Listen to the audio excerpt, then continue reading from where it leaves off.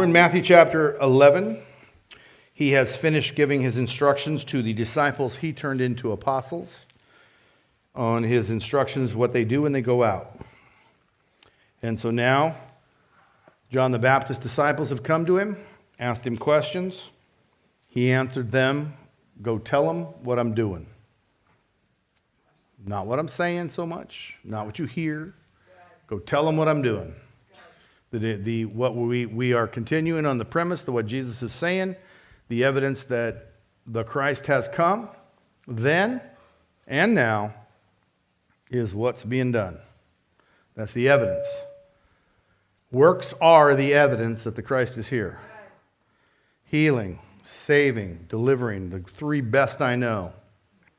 Feeding, helping, giving, three really good ones. All incredible evidence that something has been born again, that something has changed, that the Christ is here, Jesus is here. These are the evidences that he's with us. All right? Is it verse 7? Is it up there? And as these men, John the Baptist disciples, were going away, Jesus began to speak to the crowd about John. What did you go out into the wilderness to see? A reed shaken by the wind? But what did you go out to see? A man dressed in soft clothing? Those who wear soft clothing are in king's palaces. But what did you go out to see? A prophet? Yes, I tell you, and one who is more than a prophet. This is the one about whom it is written. Behold, I send my messenger ahead of you, who will prepare your way before you. Truly I say to you, among those born of women, there has not arisen anyone greater than John the Baptist. Yet the one who is least in the kingdom of heaven is greater than he. From the days of John the Baptist until now, the kingdom of heaven suffers violence, and the violent men take it by force. For all the prophets and the law prophesied until John. And if you are willing to accept it, John himself is Elijah who was to come. He who has ears to hear, let him hear. But to what shall I compare this generation? It's like children sitting in the marketplace who call out to other children and say, we played the flute for you and you did not dance. We sang a dirge and you did not mourn. For John came neither eating nor drinking, and they say he has a demon. The Son of Man came eating and drinking, and they say, behold, a gluttonous man and a drunkard, a friend of tax collectors and sinners. Yet wisdom is vindicated by her deeds. What the heck's he talking about, most people say. But I want to explain to you what he's talking about. The very same thing this crowd was afflicted with, this crowd is afflicted with. Every crowd I've ever known is afflicted with it. Jesus has come, and in Matthew, we sometimes forget Matthew's purpose in writing his gospel. He was trying, in my opinion, and what I've read in many commentaries, he was trying to declare clear and simple, the Christ has come, and he is Jesus the Lord. The Jews were divided in all kinds of camps, and the smallest camp was believing that Jesus is the Lord, the one that was promised. The biggest camps were all believing that he was just another guy claiming to be the one. And Matthew was trying to show them, no, he is the one. Right. And so, the narrative that Matthew puts in his book are the evidences, the prophecies, the things that Jesus did that proved he is the Messiah. And he wanted us to know that what Jesus was telling us to preach when he sent these men out, the king is here. The one is here. The kingdom of heaven is amongst you now. And what that's called in the most simple terms is the new covenant has been established. There was an old covenant, and in that old covenant, man operated a certain way with God. And now that Jesus has come, he's telling you there is a new covenant. There is a new way. There is a, if you will, a new sheriff in town. And things will be done this way. When you read the Old Covenant and the people that followed it, you see that they weren't very good at following it. But he was very good at administrating the Old Covenant. He forgave them. He punished them. He restored them. He blessed them. And again, they did what was evil in the sight of the Lord, and he sent consequences. And he managed the Old Covenant perfectly, as you would expect him to do. Today, we tend to believe that he doesn't manage the New Covenant in the same way. We say he is totally different. He's no longer who he used to be. Now it's okay just to say you believe and not act upon it. It's probably a more common crowd to find than the one that says, no, it's important that we live the tenets of the New Covenant. So he asked them, what was it you were expecting when you came out here? Your community alone has had thousands of years of prophetic utterances telling you just what it's going to be like. And yet you came out looking for something completely different. This is what it's going to be like, and this is what it is like. And you can't recognize it. What was it you came out looking for? And that's what he's asking him. When you came looking at John, you kept saying, is he the one? He kept saying, I'm not the one. But you kept saying, are you the one? I am not the one, but there's one coming whose shoes I'm not even worthy to tie. Yes, he keeps saying that, but do you think he's the one? That was the common narrative of their day. Is he the one? I'm not the one. But you must be the one. Then someone else came along and said, he might not be the one. He might be that other one. And Jesus is saying, what is it you came out to see? This crowd that's out here listening to me, what is it you came for? Well, we heard you're feeding. We heard you're saying really cool things that just bless us. We heard you're healing. Is that what you came to get? What is it you thought would happen here? Another group called the Zealots, they came out, we know you're going to overthrow the Romans. Because, think about being under Romans. Phew. If you were to hear the laws the Romans put in place that the conquered had to obey. So you're on your way to an important meeting and a soldier says, carry my stuff over there. I got a contract to sign. I'm going to be rich. You can't do that. You got to carry this sword and you got to go a mile.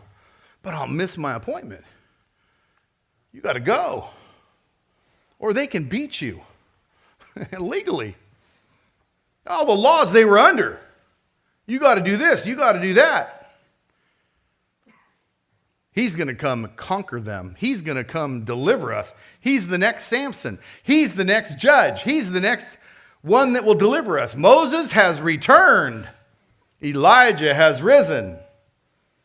Now, is that what you came out to see? Were you hoping for another Elijah when you came? Were you hoping for another Moses when you came out? What did you expect Christianity to be? You know how many people have sat in these chairs for a year? A year. They heard at least 104 sermons, more like 160 sermons, and didn't get one iota of what the new covenant is. And we preach the new covenant every single time we open the book. And they didn't get it. Because they walked in the door the very first day saying, this is what I'm coming for. We've all heard the jokes about coming for fire insurance, coming to fix me, coming to deliver me. I'm glad. I'm really hoping you get exactly what you came for, but you will not come and get what he came to give you unless you come to get what he came to give you, which is the new covenant. And the new covenant is a very specific agreement God is making with man that he will do. Then everybody who does according to what he did we'll get a whole bunch more. So he did, you respond, and then he pours out the windows of heaven on you. And it looks a certain way. It doesn't look like Candy Crush. It doesn't look like Fairy Tale Land. It looks completely different in the spirit. It looks like awesomeness, but it doesn't look like what your mama told you it would be. It isn't your daddy's Christianity. It is his Christianity. He is the King, the Christ, the Son of the living God. And Matthew's trying to tell us he is the Christ. And Jesus is telling them, you're all wondering who John is. You're wondering who I am. I'm telling you, he's greater than... You wanted Elijah? You would have sold yourself short. As great as Elijah is, John's greater, but I got something for you. Every single person that comes into the new covenant will be greater than John. At this day, John's the greatest man ever born of a woman. Conceived of man, really is what he means, because Jesus was born of a woman.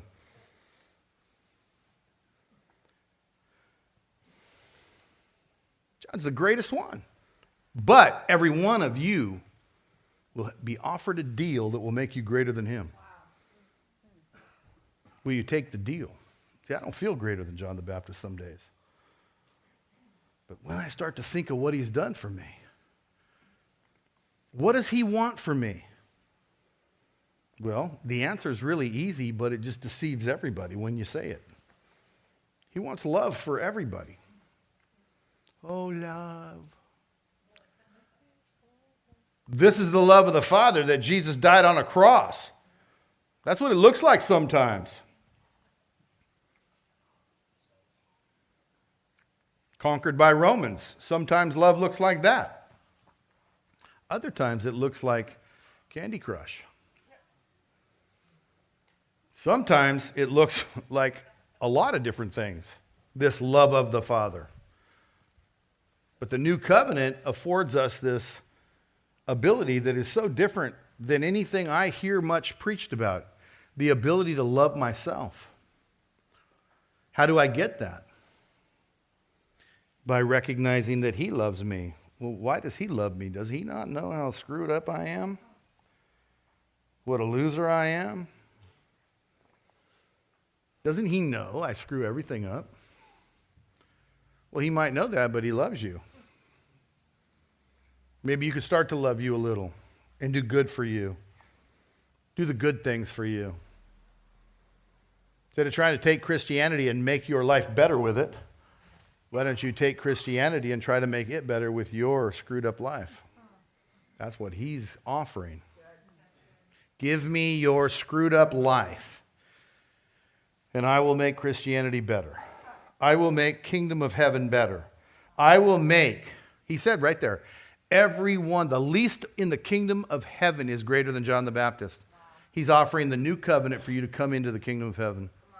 For you and me to come into the kingdom of heaven. What's really wild is, how do we tell what's in your mind about what you come out to see? What are you coming out? What are you coming for?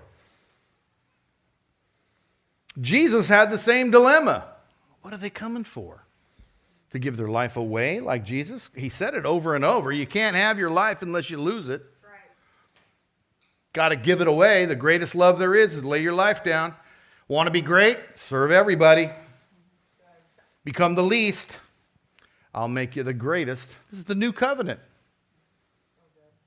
This is the new covenant. I don't hear it being on blast very often. And he's saying, what did you folks come out to see? Some weak sister? A reed shaken by the wind? A sinking ship? Is that what you came out to see? A conquered people? This is the Christ, the Son of the living God? Or did you come out to see the Father? See, he told them in the early part of this book that there's a difference between you. You've got to take a hold of it, and you've got to hold on to it. Not like the Gentiles hold on to it who have no Father who's in heaven. Not like the priests and the scribes and the Pharisees who they settle for personal credit. No. This new covenant doesn't have that stuff in it. The new covenant has this other stuff in it. You get to know that God is your Father in the kingdom of heaven. Nobody had a concept for that. When he was saying it, nobody had a concept for it. He was a father of all, kind of a covering father. Like you were the 22nd child born and you never get to meet your dad. Reminds me of stories like the King of Siam, where he's got 50 children and they never meet him. He was kind of a father like that. Yeah, he created me, but I don't get to know him. They had that concept of a father, but he was telling them in the Sermon on the Mount the difference that needs to happen, and what the New Testament and the New Covenant is offering you is to have a Father who art in heaven, whose name you would honor, never dishonor. That's the deal he's offering. Who would bring forgiveness and require you to forgive.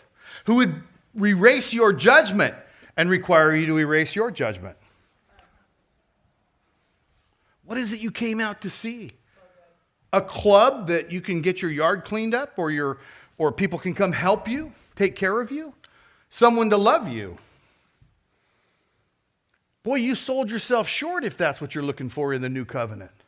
The New Covenant is this incredible vision. First seeing God loves me and did not reject me. Right.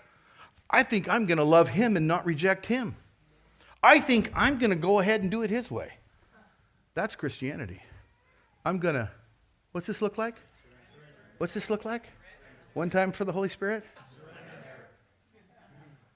This looks like surrender. I'm going to go ahead and yeah. I've been doing it wrong. I've been screwing up. I give up. I surrender. I want to belong to you. Will you take me as one of your slaves? I will. But I won't keep you as one of my slaves. The new covenant is that you come in as a slave and you go out as a son, as an apostle, as a pastor, as a healer, as a teacher. You go out. You take me with you when you go. You're never alone. The old covenant was completely different. There's so many verses where God will no longer live in temples made by hands, but in the hearts, the souls of those who love him and serve him and called according to his purpose. All these kinds of things.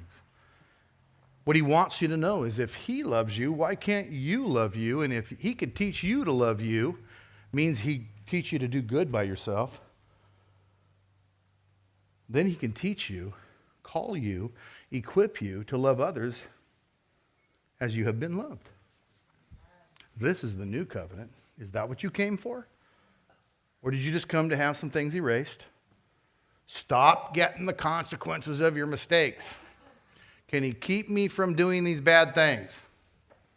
That's great. I think he can, and I think it'll work out good for you if you just stick with us. But man, you bought off the bottom shelf. You bought the worst product there was. You sold yourself so short. He's offering you so much more. And we know how to get it. I got to tell you, I have not arrived. There's so much more. Eye on the prize. It's right there.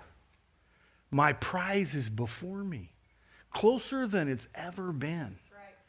My prize is right here. I have it. My life's the best it's ever been. But I'm not done.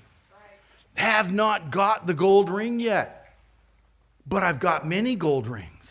But there's more. My eye is on the prize. I want more. I'm really happy with where I am, and I like it way better than where I was, but I'm not satisfied. I want more. This is the promise of the new covenant, the never-ending story, the blessing, the river that never ends, the revival in my heart that never stops, the love that never runs out. There is nothing that gets boring in the kingdom of heaven. In the kingdom of Steve, everything gets boring. I'm so tired of doing this. In the kingdom of heaven, nothing gets boring. It's new every morning. Have you ever heard of that? New every morning. Isn't it? Every morning. First thought in the morning, last thought at night. Jesus, what are we doing today?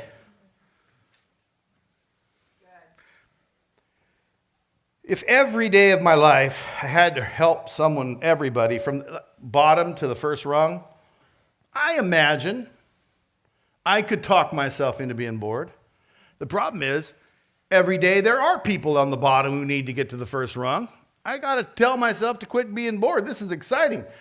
Look where the people who got to the first rung are now. You want to get started? Let's go. I'll help you get started. Mother Teresa, the greatest story I've ever heard of her, and I wish I could remember the number.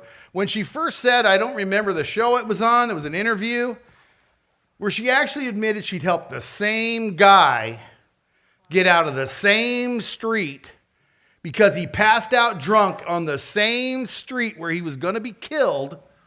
They lay down in the warm road because they're cold, totally drunk. And the carts roll right over them, breaking their bones and sometimes killing them. She had helped this little 4-foot nutting woman, had picked a grown man up off the ground and helped him drag himself to the side of the road, she said, more than 1,100 times. I might get bored with that. I might get tired of doing that. But I hope not. I really hope not. If it was a different guy every day, I doubt I'd ever get bored with it. Here's another one. Saving another one. The same guy. I think if I got him to the side of the road, I'd handcuff him to a post. I'd do something. But she impressed me with that, her view of the cross. And that's what she talked about. Every time I try to get tired of helping that man, I just see the cross. The new covenant of Jesus Christ. What did you come out to see? You get to change the world. You get to lead kings to the Lord. There just aren't very many kings left in the world for us all to lead to the Lord. If there was one, we could each lead him to the Lord each day, and maybe we'd have a testimony of leading kings to the Lord. But what about this guy that everyone thinks is worthless, that he thinks he's worthless? The new covenant is I get to do this work. The new covenant is he uses me. The new covenant, what did you come out to see in Christianity? What is it to you? What is it to you? For me, I'll tell you what it's been for me. He didn't reject me. He loved me. And I still hated me. So I began the journey saying I love people, but I really didn't. They bugged me. They bugged me a lot. And I couldn't figure out why I couldn't love them. Really, I couldn't really love them. And my mother turned around in a seat in the car one day and told me how much I hate myself. How could you at your age already hate yourself so bad? I don't hate myself. But boy, that stung, and I went away thinking I do hate myself. And I realized, how can I love others when I hate me? And the journey began, where I began to like me. It took a while. But I tell myself more than once what I like. And those things are true. I had to tell myself more than once. Even the other guy he liked, maybe I could start to agree with him. It's the new covenant. That I would learn to love myself so that I could love others. And then I began to love others. I really wanted to love the rich because they would give bigger offerings. Then I had to deal with that part of me, that greed I had. And truly, I had to love the poor and forget the offerings. And as I grew, I learned each day. It's new every morning. There it is, the prize. Don't take your eye off that prize. Between here and the prize, there are many days. Ups, downs, sideways, left, right, good. Told you. Every time I think I came upon a bad day, later on, I looked back and saw it turned out to be a pretty good day. I grew so much. There was a guy named Obed-Edom. In those days, God lived in the Old Covenant. He placed his presence in a box called the Ark of the Covenant. Ark of the Covenant, the first covenant. He wanted there to be a place and a time and a thing that reminded them they lived under a covenant. Well, wherever that went, they won. Wherever it was blessed. And their enemies began to say, we can't defeat these people as long as they have that. And one enemy rose up and went and defeated them because God rose them up to defeat Israel. And they took the box back to their country. And they looked at it as not a covenant. They looked at it as, we got the magic scepter. We've got the power now. He's our slave. We own him. And they came down with collective hemorrhoids. A national case of hemorrhoids. You want to change a nation? If you wanted America to turn back to the Lord, pray for America to receive a collective case of the hemorrhoids. A non-lethal case of the hemorrhoids, and America will turn back to God in a heartbeat. The Philistines didn't turn to God, but they did call God's people and say, come get this thing. We got the wrong idea. David took that box, and he took it with the wrong idea. He loaded up the army because they're our enemies. He shined their spears. He shined their shields. He shined their helmets, got their horses in a straight line, and went as the army to rescue God from the Philistines. And they met disaster. So he says, this is wrong, and he parks the box at a guy's house named Obed-Edom. And he leaves it. And Obed-Edom's like, what do I do with this? But he sets up a place of honor. He didn't choose this covenant to be in his house, but he honors it, and he goes about his life. He's a covenant man. His farm is blessed beyond imagination. Word gets back to David. All the blessing is going to Obed-Edom. And David realizes, I did something wrong, and he gathers the priest this time, and he goes to Obed's house and knocks on the door. Obed opens the door. He says, I'm here to get God.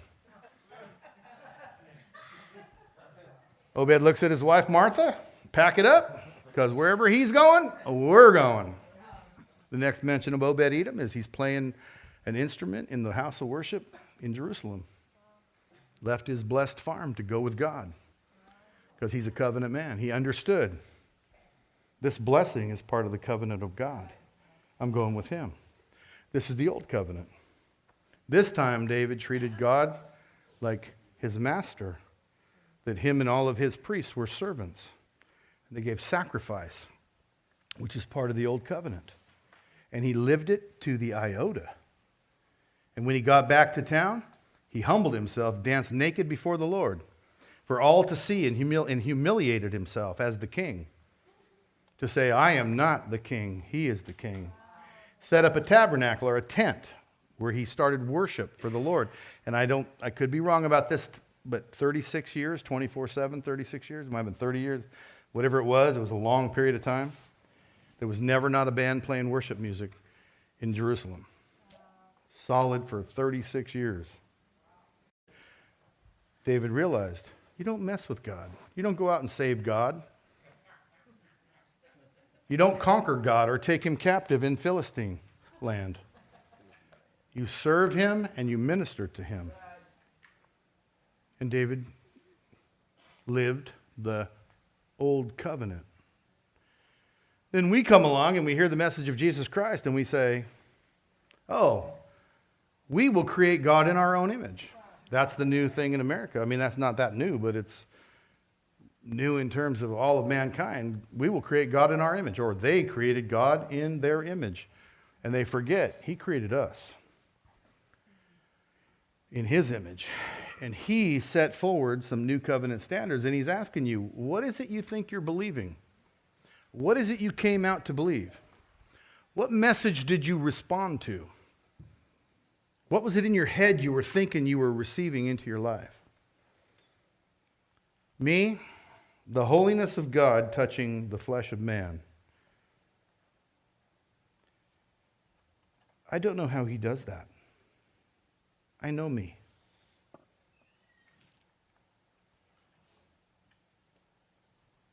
I surrender. I got no chance at this. If I don't do it his way, I got no chance. Come and conform to the new covenant.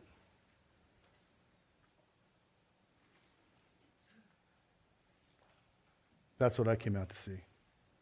Is it possible for a person like me to go to heaven? That's what I came out to see. Is it possible for a person like me to be saved? I mean, I shook my fist. Okay. If you're real, I'll follow you. Who the heck did I think I was doing that? He didn't reject me. He showed me him. Then he said, okay, you know I'm real now. Let's go. I remember the trail I was on the first day he spoke to me. At 5% Beach at Folsom Lake in Granite Bay. I turned around, I looked. Was somebody behind a tree? When he began to tell me how to live. I gave my life to him. He gets to tell me how to live. He began to put people, I said, look, can we just leave church alone? I don't want to go to church. No, son, you're going to church. The new covenant is, he's my Lord. I'm his servant. He's not mine. Can we do this? Sometimes he says yes. Sometimes he says go here. Sometimes he says go there. But you have to decide in the new covenant, what did you come out to? Be God's Lord? Be God's master? Do whatever you want and have him bless it anyway? You may have missed the point of the new covenant. It was to give us a chance to make him king. It was to give us a chance to make him the Lord of our life, not the other way around. It is what he says, not what I say. It is what he says, not what you say. I decided that I'm going to read the Bible. And I've asked him, wherever I'm believing wrong, believe in the Bible, please change that. Correct me. But in my finite brain, my little pea brain, I need something to follow. So I'm going to go ahead and follow this. He has never failed me doing that. So I'm going to continue. The new covenant is hearing God's voice and following him. This is the voice I hear. I have many leaders that I would imitate. I have one in particular that spoke much in my life. When he visited here a couple of years ago, it was shocking how many things I say, how many phrases I say that he says. It shocked me. Wasn't around him for many years, followed Danielle's basketball team to Spokane to play Gonzaga, and him and I had lunch. Went to play Washington State and Pullman, him and I had lunch. It was shocking. He'd say these phrases, and I'd look at Vicki. I thought I made that up. I got that from him. Couldn't believe it.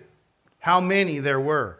Group sat on my deck one day when I used to have that deck and said to him, what about this? He goes, yeah, that was me. I go, oh, that was him. Oh, that was him. All these phrases I say.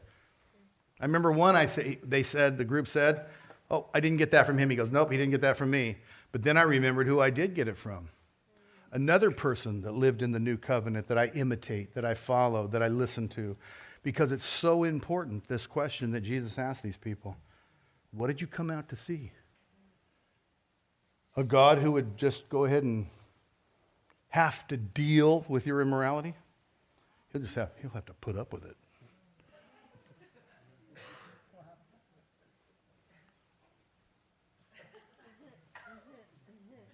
He'll just have to be okay with it.